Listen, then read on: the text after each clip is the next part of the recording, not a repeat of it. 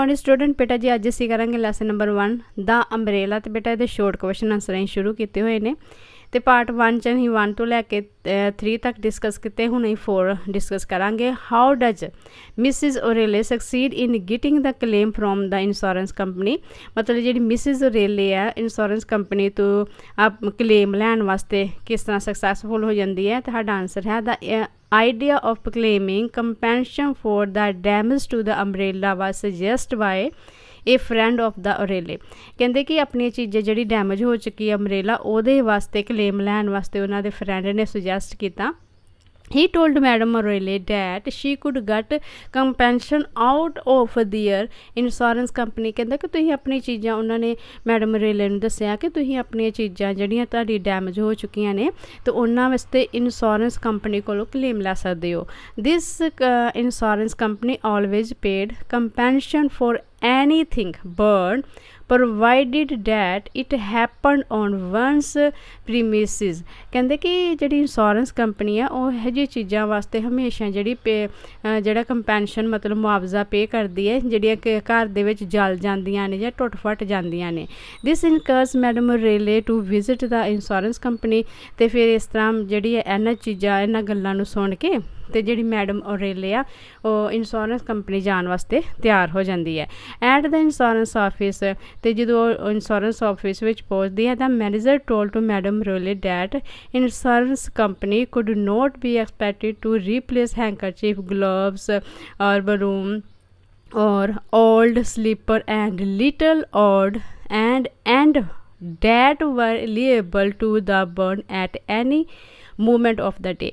तो फिर जो ऑफिस में जाके क्लेम बारे कहती है तो जो मैनेजर है उन्होंने कहता कि मैडम ओरेले ने कहता कि कंपनी इस चीज़ा वास्ते जो मतलब रुमाल वास्ते ग्लव्स वास्ते झाड़ू वास्ते ओल्ड स्लीपर वास्ते जिहड़ियां घर दे विच छोटे मोटे चीज़ां टुट जांदियां ने जां बर्न हो जांदियां ने। कहते कि दिन विच कई चीज़ां जिहड़ियां हुंदियां वा तो इहदा मतलब ये नहीं कि तुहानूं इंश्योरेंस कंपनी दा क्लेम देवेगी, ठीक है। But the manager was obliged to pay for the damaged umbrella।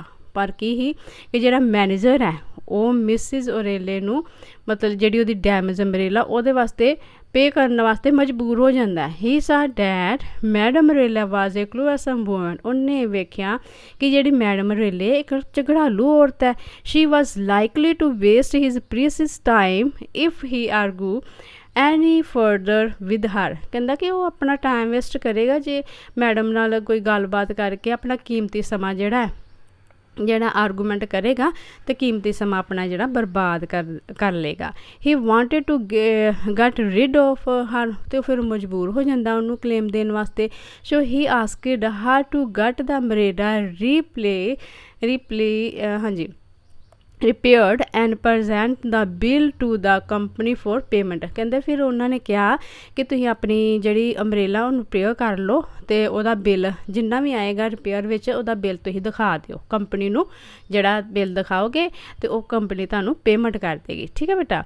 तो नैक्सट साडा क्वेश्चन बन जाता है 5th नंबर ते write a correct sketch of monsieur Oreille. मतलब उन्होंने जो हसबैंड है श्रीमान ओरेले है मिस्टर ओरेले वह करैक्टर स्कैच असीं लिखना है, वह चरित्र चित्रण करना कि किस तरह का जोड़ा ही बंदा हैगा।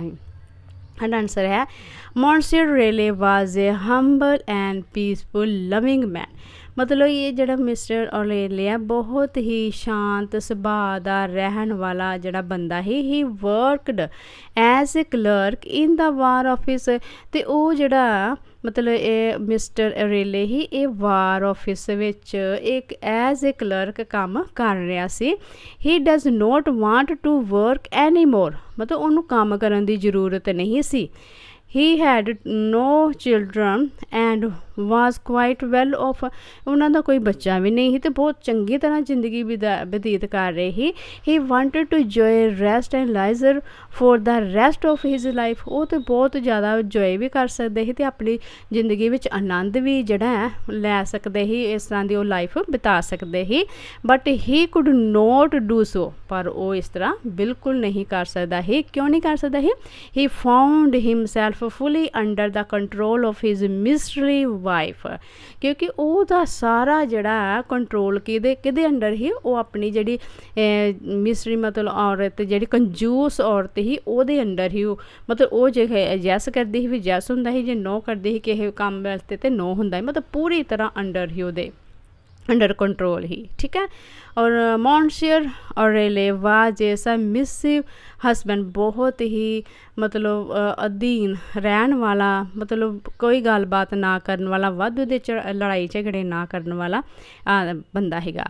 He was fear to of his quarrelsome wife, कहते कि वो अपनी झगड़ालू औरत तो बहुत ज़्यादा डरदा ही could not do anything against her will, कहता कि ओदियां इच्छा तो बिला मतलब बगैर कुछ भी नहीं कर सकता ही। Although he did not want to work any longer, he continue to work out of respect to her wishing to go on earning so that they may have more and more money, कहते कि उन्होंने काम करन दी जरूरत नहीं ही तो ਉਹਦੇ खिलाफ नहीं जा सकता ही, मतलब कोई मतलब होर काम करन दी जरूरत नहीं, पर उन्हें की किया, उन्हें काम नूं जारी रखिया।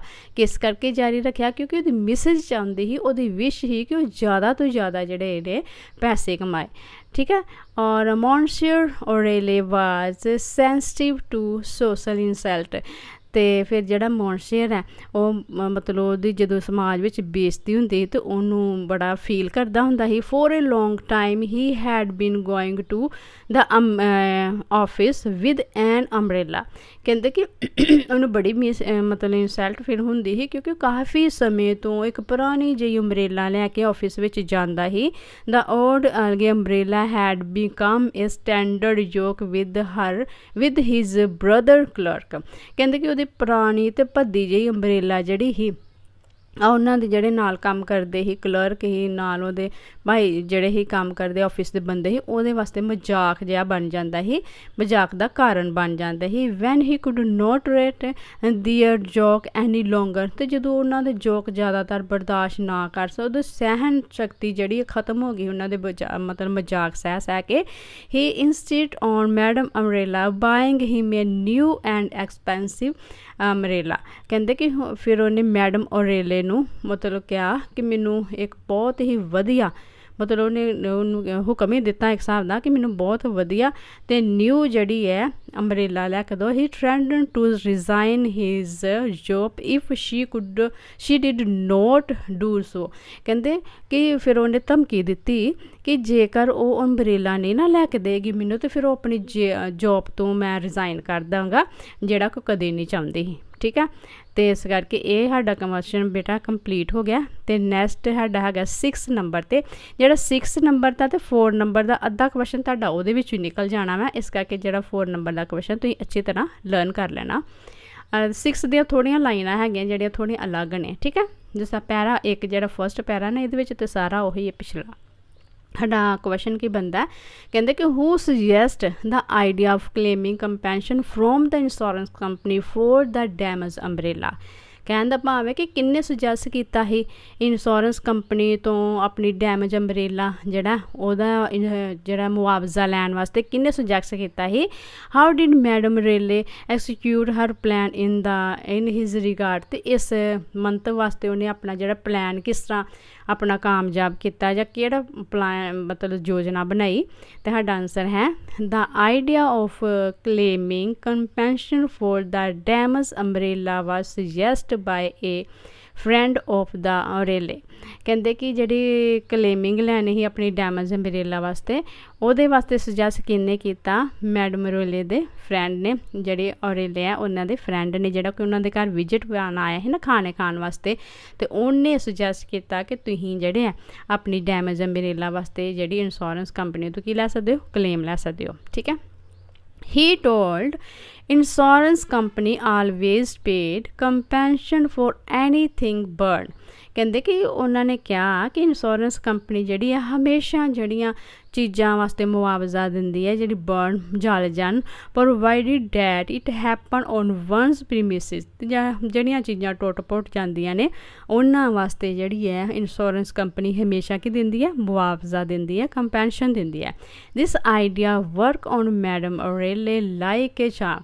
ਮਤਲਬ ਫਿਰ ਉਹਦਾ ਇਹ ਜਿਹੜਾ ਆਈਡੀਆ ਸੀ ਉਹਦੇ ਦਿਮਾਗ 'ਤੇ ਘਰ ਕਰ ਗਿਆ। She decided to visit the insurance company herself. ਅਤੇ ਫਿਰ ਉਹਨੇ ਇੰਸ਼ੋਰੈਂਸ ਕੰਪਨੀ ਵਿੱਚ ਜਾਣ ਵਾਸਤੇ ਜਿਹੜਾ ਆਪਣਾ ਨਿਸ਼ਚੇ ਕਰ ਲਿਆ, ਡਿਸਾਈਡ ਕਰ ਲਿਆ, ਫੈਸਲਾ ਕਰ ਲਿਆ। ਸੀ ਟੂ ਕੇ ਮੈਂ ਮਾਚਿਸ the burn the great hole between two rib of the umbrella. ਫਿਰ ਉਹਨੇ ਕੀ ਕੀਤਾ ਕਿ ਮਾਚਿਸ ਦੇ ਨਾਲ ਨਾ ਉਹਨਾਂ ਨੇ ਮਾਸੇ ਜਲਾ ਕੇ ਅਤੇ ਅੰਬਰੇਲਾ ਵਿੱਚ 2 ਵੱਡੇ ਵੱਡੇ ਹੋਲ ਕਰਤੇ। She show that the damage umbrella to the manager of the insurance company and told him that they had taken out an insurance policy with that company। ਫਿਰ ਉਹਨੇ ਕੀ ਕੀਤਾ ਕਿ ਜਿਹੜੇ ਹੋਲ ਹੋ ਗਏ ਸੀ ਉਹਨਾਂ ਨੇ ਆਪੇ ਖੁਦ ਕਰਕੇ ਅਤੇ ਉਹਨੇ ਇੰਸ਼ੋਰੈਂਸ ਕੰਪਨੀ ਨੂੰ ਜਿਹੜਾ ਦਿਖਾਤੀ ਆਪਣੀ ਅੰਬਰੇਲਾ ਅਤੇ ਉਹਨਾਂ ਨੂੰ ਕਿਹਾ ਕਿ ਮੈਂ ਇੰਸ਼ੋਰੈਂਸ ਪੋਲਿਸੀ ਕਰਵਾਈ ਹੈ ਅਤੇ ਤੁਸੀਂ ਮੈਨੂੰ ਆ ਜਿਹੜਾ ਇਹਦਾ ਉਹ ਦੇ ਦਿਓ, ਮੁਆਵਜ਼ਾ ਦੇ ਦਿਓ, ਠੀਕ ਹੈ। When the manager said that the company did not compensation for such little damage or she adopt to a fighting attitude. ਕਹਿੰਦੇ ਕਿ ਜਦੋਂ ਮੈਨੇਜਰ ਨੇ ਕਿਹਾ ਕਿ ਉਹ ਜਿਹੜਾ ਹੈ ਇਹ ਕੰਪਨੀ ਜਿਹੜੀ ਛੋਟੇ ਮੋਟੇ ਚੀਜ਼ਾਂ ਵਾਸਤੇ ਕੰਪੈਂਸ਼ਨ ਨਹੀਂ ਦਿੰਦੀ ਅਤੇ ਉਹਨੇ ਜਿਹੜਾ ਝਗੜਾਲੂ ਮਤਲਬ ਲੜਨ ਦਾ ਬਿਹੇਵੀਅਰ ਕਰਤਾ, ਲੜਨ ਲੱਗ ਪਈ ਉਹਨਾਂ ਦਾ, ਰੂਡ ਬਿਹੇਵੀਅਰ ਕੀਤਾ ਉਹਨਾਂ ਨਾਲ। ਅਤੇ she told the manager that she was only claiming for the repair charge. ਜਦੋਂ ਮੈਨੇਜਰ ਦੀ ਕੁਛ ਨਾ ਬਣੀ, ਮਤਲਬ ਉਹਨੂੰ ਪਤਾ ਲੱਗ ਗਿਆ ਕਿ ਇਹ ਬਹੁਤ ਝਗੜਾਲੂ ਔਰਤ ਹੈ, ਅਤੇ ਫਿਰ ਉਹਨੇ ਕਿਹਾ ਕਿ ਮੈਂ ਤੁਹਾਨੂੰ ਉਹਨੇ ਮੈਨੇਜਰ ਨੂੰ ਕਿਹਾ ਕਿ ਤੁਸੀਂ ਮੈਨੂੰ ਇਹਦਾ ਸਿਰਫ ਜਿਹੜਾ ਕਲੇਮਿੰਗ ਚਾਰਜ ਰਿਪੇਅਰ ਦਾ ਦੇ ਦਿਓ। ਮੈਨੇਜਰ ਨੂੰ ਕਿਹਨੇ ਕਿਹਾ? ਸ਼ੀ ਟੋਲਡ ਦਾ ਮੈਨੇਜਰ, ਮਤਲਬ ਉਹਨੇ ਕਿੰਨੇ ਮਿਸਿਸ ਔਰੇਲੇ ਨੇ ਕਿਹਾ ਕਿ ਤੁਸੀਂ ਮੈਨੂੰ ਇਸ ਚੀਜ਼ ਦਾ ਜਿਹੜਾ ਕਲੇਮ ਦੇ ਦਿਓ, ਠੀਕ ਹੈ, ਸਿਰਫ ਰਿਪੇਅਰ ਦਾ ਦੇ ਦਿਓ। The manager saw that she is a quarrelsome woman. ਅਤੇ ਮੈਨੇਜਰ ਨੇ ਵੇਖਿਆ ਇਹ ਤਾਂ ਬਹੁਤ ਝਗੜਾਲੂ ਔਰਤ ਹੈ। He would only waste his precious time. ਅਤੇ ਕਹਿੰਦਾ ਕਿ ਇਹ ਤਾਂ ਮੇਰਾ ਜਿਹੜਾ ਕੀਮਤੀ ਸਮਾਂ ਬਰਬਾਦ ਕਰ ਦੇਗੀ। So he disagreed to pay the repair charge. ਫਿਰ ਕੀ ਕਹਿੰਦਾ, ਇਸ ਕਰਕੇ ਜਦੋਂ ਉਹਨੂੰ ਪਤਾ ਲੱਗਾ ਕਿ ਝਗੜਾਲੂ ਔਰਤ ਹੈ, ਮੇਰਾ ਟਾਈਮ ਵੇਸਟ ਕਰਦੀ ਹੈ ਅਤੇ ਕਰ ਦੇਵੇਗੀ, ਅਤੇ ਉਹ ਕੀ ਹੋ ਗਿਆ, ਐਗਰੀ ਹੋ ਗਿਆ, ਸਹਿਮਤ ਹੋ ਗਿਆ ਰਿਪੇਅਰ ਚਾਰਜ ਦੇਣ ਵਾਸਤੇ, ਠੀਕ ਹੈ ਬੇਟਾ। ਇਸ ਤਰ੍ਹਾਂ ਅਸੀਂ 3 ਕੁਐਸਚਨ ਜਿਹੜੇ ਨੇ ਡਿਸਕਸ ਕਰ ਲਏ ਨੇ। 4 ਅਤੇ 6 ਨੰਬਰ ਦੇ ਜਿਹੜੇ ਕੁਐਸਚਨ ਆ ਉਹ ਮੋਸਟਲੀ ਇੱਕ ਦੂਜੇ ਨਾਲ ਮਿਲਦੇ ਪਏ ਨੇ, ਉਹਨਾਂ ਨੂੰ ਅੱਛੀ ਤਰ੍ਹਾਂ ਕਰ ਲੈਣਾ, ਠੀਕ ਹੈ। ਅਤੇ ਨੈਕਸਟ ਵੀਡੀਓ 'ਚ ਜਿਹੜੇ 4 ਰਹਿੰਦੇ ਨੇ ਕੁਐਸਚਨ ਉਹ ਅਸੀਂ ਡਿਸਕਸ ਕਰਾਂਗੇ। ਤੁਸੀਂ ਬੇਟਾ ਇਹਨਾਂ ਨੂੰ ਧਿਆਨ ਨਾਲ ਪੜ੍ਹਨਾ ਅਤੇ ਬੜੇ ਸਿੰਪਲ ਲੈਂਗੁਏਜ ਵਿੱਚ ਲਿਖੇ ਹੋਏ ਨੇ, ਕੋਈ ਮਤਲਬ ਛੋਟੀਆਂ ਛੋਟੀਆਂ ਲਾਈਨਾਂ ਨੇ, ਧਿਆਨ ਨਾਲ ਪੜ੍ਹ ਲੈਣਾ ਤਾਂ ਜੋ ਤੁਹਾਨੂੰ ਅੱਗੇ ਕੋਈ ਪ੍ਰੋਬਲਮ ਨਾ ਆਵੇ, ਠੀਕ ਹੈ ਬੇਟਾ। ਅਤੇ ਨੈਕਸਟ ਵੀਡੀਓ 'ਚ ਮਿਲਦੇ ਹਾਂ। Take care.